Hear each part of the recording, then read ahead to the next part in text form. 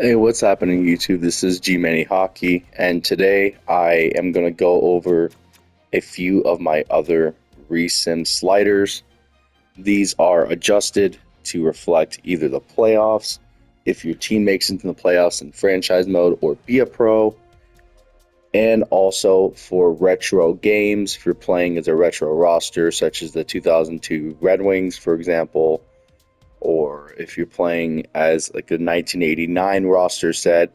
This is more catered for roster style, classic style of play, such as high penalty taking, less penalty calls, etc. So let's go ahead and go over differences here. So with these recent playoff sliders, the biggest differences you're really going to notice, everything else is pretty much the same. But the biggest differences you're going to notice that sets it apart for the playoffs is when we get into checking. Everything else here is pretty much the same. You'll really see a difference when we get into checking. I do want to go through just to make sure so you can get all these in the video. The biggest thing, as you can see, the aggression's all the way up. This is to make it so, number one, goals are a lot harder to get by, just like in the real NHL playoffs. There is max aggression. And number two, so to make the hit totals more like the NHL playoffs, which is averaging about 45 to 50 plus hits per game. I say plus because there is games where there's way more than that. And so this is going to allow us to achieve that here. And that's why the slider set is for the playoffs. Now, penalties are also affected here too. As you can see, 94, 94, 94 out of 100 for CPU penalties and CPU teammate penalties. What this is going to do is make both teams kind of play dirty. It's going to make them try to draw as many penalties as possible, such as hookings, slashings, elbowings. Just play dirty hockey, kind of like what happens in the playoffs. But if you notice here, I lowered the penalty calls for all penalty types. This to ensure that when playing the game, the other team and your team will draw penalties, but the refs won't call them very often, which is very reminiscent of the actual NHL playoffs, which is what tends to happen. What tends to happen in the NHL playoffs is both teams will be drawing penalties, doing things they should get penalized on, and the refs just let the boys play. So that's what this kind of simulates here.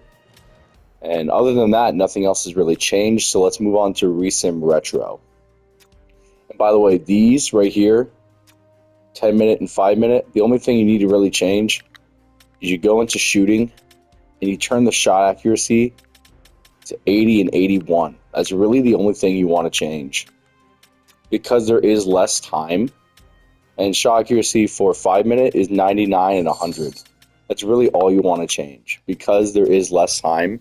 Everything else will be exactly the same, but it'll just allow you to score more goals, right? So this is what I wanted to show you. This is ReaSIM Retro sliders. This is going to be for, like I said, retro style games.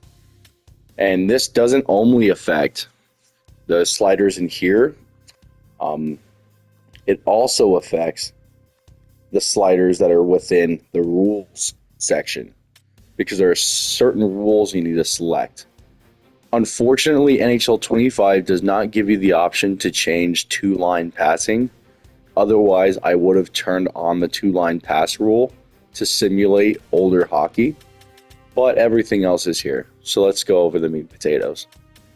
You scroll through here, everything else is pretty much the same.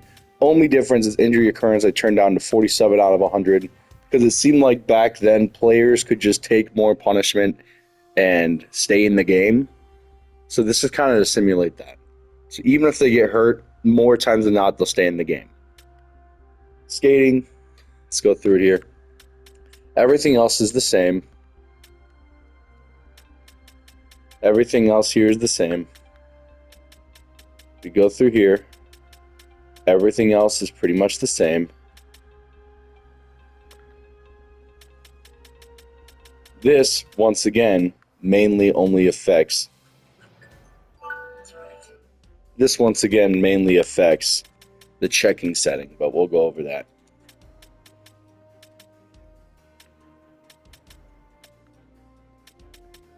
So now, right here, aggression's 100, size and speed effect, and penalties right here, 94, 94. Back in the day, retro hockey is a lot of the same. Players would be able to just pretty much play the game, and the refs just let the boys play.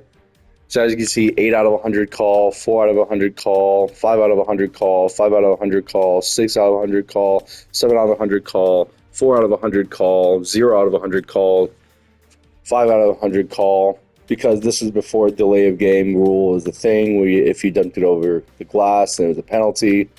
This predated that. 4 out of 100 call, 5 out of 100 call for interference, and then AI. These are the settings. But there also, like I mentioned previously, is changes in here that we need to go over. Fighting, obviously, is going to be 2 out of 2. Players fought all the time back then. There were sometimes entire line brawls. Absolutely insane. It was just a different era of hockey back then. It was more intense, more aggression and physicality based. I'm not saying it isn't nowadays, but nowadays there's more of a skill aspect to it than back then. There was a skill aspect to it back then, but a big part of the game back then was physicality and being physical and being aggression. Think like the Darren McCarty types, right? This physical, aggressive hockey. Now, if you take a look here, injuries on, offsides delayed, penalties 3 out of 4, single OT 5-on-5 is the tiebreak. And I turned off the trapezoid rule because the trapezoid rule wasn't a rule back in older NHL. The trapezoid rule is actually a very new rule, so that's turned off. And post-whistle rules, I went ahead and made it relaxed, just so they let a lot of things slide post-whistle. But if it gets too intense, they'll call something, which is very akin to like older hockey games. So yeah, that's about going to do it for this video, going over some of my other variations of the ReaSIM sliders. With the ReaSIM sliders that I created, you can actually use the ReaSIM sliders that I made in the last video or any of these videos.